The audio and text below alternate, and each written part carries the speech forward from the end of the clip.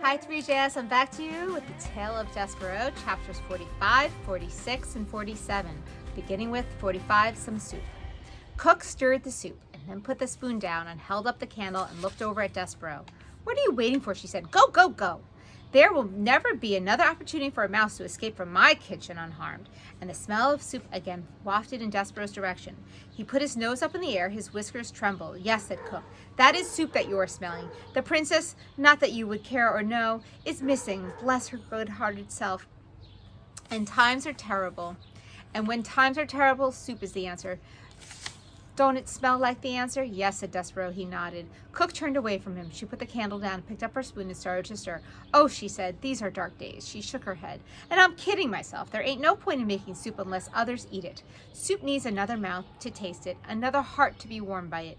She stopped stirring. She turned and looked at Despereaux. "Mouse," said the cook, "would you like some soup?" And then, without waiting for an answer, she took a saucer and spooned some soup into it and set it on the kitchen floor. "Come closer," she said. "I don't aim to hurt you, I promise." Despereaux sniffed. The soup smelled wonderful, incredible. Keeping one eye on Cook, he stepped out far from behind the spool of thread and crept closer. "Go on," said Cook. "Taste it." Despereaux stepped onto the saucer. Soup covered his paws. He bent with his head to the hot broth. He sipped. Oh, it was lovely. Garlic and chicken and watercress. The same soup that Cook had made the day the queen had died. "How is it?" said Cook anxiously. "Wonderful," said Despereaux. "Too much garlic?" asked Cook, wringing her fat hands. "No," said Despereaux. "It's perfect." Cook smiled. "See," she said, "there ain't a body, be it mouse or man, that ain't made better by a little soup." Despereaux bent his head and sipped again, and the cook stood over him, smiling. "It don't need a thing, then? Is that what you're saying? It's just right?" Despereaux nodded. He drank the soup in big, noisy gulps, and when he stepped out of the saucer, his paws were damp, and his whiskers were dripping, and his stomach was full. Cook said to him, "Not done already, are you? Surely you ain't done. You must want more."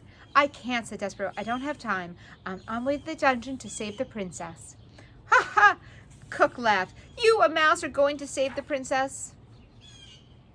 And this is Despereaux telling the cook how the soup is perfect.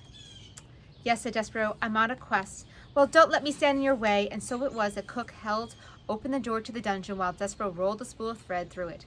"Good luck," she said to him. "Ha ha, good luck saving a princess." She closed the door behind and then leaned against it and shook her head. "And if that ain't an indicator of what strange days these are," she said to herself, "then I don't know what is. Me, Cook, feeding a mouse soup and then wishing him good luck in saving the princess. Oh my, strange days indeed." We're on to chapter 46, Mouse Blood, Yes. Despereaux stood at the top of the dungeon stairs and peered into the darkness that waited for him. "Oh," he said, "oh my." He had forgotten how dark the dark dungeon could be, and he had forgotten too its terrible smell, the stench of rats, the odor of suffering. But his heart was full of love for the princess, and his stomach was full of the cooked soup, and Despereaux felt brave and strong. And so he began immediately and without despair the hard work of maneuvering the spool of thread down the narrow dungeon steps. Down, down, down went Despereaux Tilling and the spool of thread. Slowly, oh so slowly they went, and the passage was dark, dark, dark.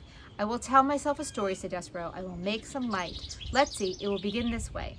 Once upon a time, yes, once upon a time, there was a mouse who was very, very small, exceptionally small, and there was a beautiful human princess whose name was P, and it so happened that this mouse was the one who was selected by fate to serve the princess, to honor her and to save her from the darkness of a terrible dungeon." This story cheered up Despereaux considerably. His eyes became accustomed to the gloom, and he moved down the stairs more quickly, more surely, whispering to himself the tale of a devious rat and a fat serving girl and a beautiful princess and a brave mouse and some soup and a spool of thread. It was a story, in fact, very similar to the one that you are reading right now, and the telling of it gave Despereaux strength. He pushed the spool of thread with great deal of gusto, and the thread, eager perhaps to begin its honorable task of aiding in saving the princess, leapt forward and away from the mouse and went down the dungeon stairs ahead of him without him. "No!" cried Despereaux. "No, no, no!" He broke into a trot, chasing the thread through the darkness. But the spool had a head start, and it was faster. It flew down the dungeon stairs, leaving Despereaux far behind. When it came to the end of the stairs, it rolled and rolled, until finally, lazily, it came to a stop right at the gnarled paw of a rat. "Yikes! What have we here?" said the one-eared rat to the spool of thread. "I will tell you what we have," said Botticello Rimborso, answering his own question. "We have Red thread. How delightful. Red thread means one thing to a rat. He put his nose up in the air. He sniffed again. I smell, could it be? Yes, most definitely it is. Soup.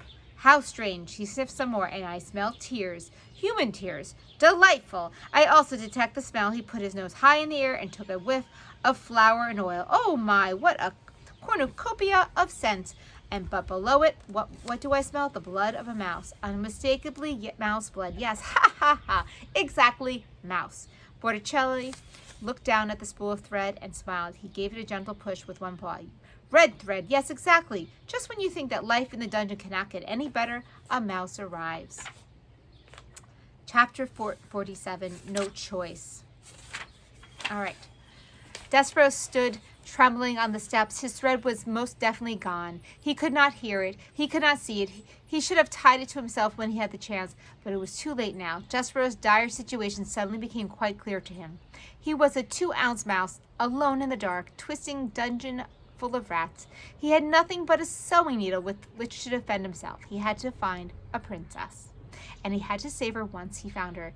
It's impossible, he said to the darkness. I can't do it. He stood very still. I'll go back, he said, but he didn't move. I have to go back. He took a step backward. But I can't go back. I don't have a choice. I have no choice. He took one step forward and then another. No choice. His heart beat out to him as he went down the stairs. No choice, no choice, no choice. At the bottom of the stairs, the rat Botticelli sat waiting, and when Despereaux stepped from the last stair onto the dungeon floor, Botticelli called out to him as if he were a long-lost friend. Ah, said Botticelli, there you are, exactly. I've been waiting for you. Despereaux saw the dark shape of a rat, that thing that he had feared and dreaded for so long, finally step out of the gloom and come to greet him. Welcome, welcome, said Botticelli.